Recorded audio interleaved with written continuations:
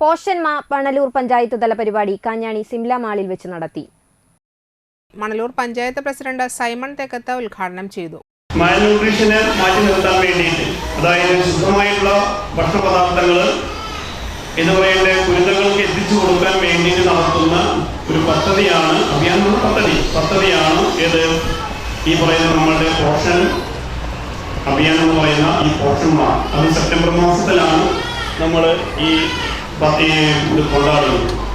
അപ്പോൾ അതിലെനിക്ക് തോന്നുന്നു 32 അംഗനവാടിയിൽ നിന്ന് വ്യത്യസ്തങ്ങളായിട്ടുള്ള എന്താ പറയുക ഫുഡിൻ്റെ ഐറ്റംസ് ഞാൻ നേരത്തെ സൂചിപ്പിച്ചു. നമ്മളൊക്കെ അല്ലെങ്കിൽ നമ്മളിപ്പോൾ എന്താ പറയുക ഈ സോഷ്യൽ മീഡിയയിലൂടെ നമ്മളൊക്കെ ആകർഷകരാകുന്നവരാണ്.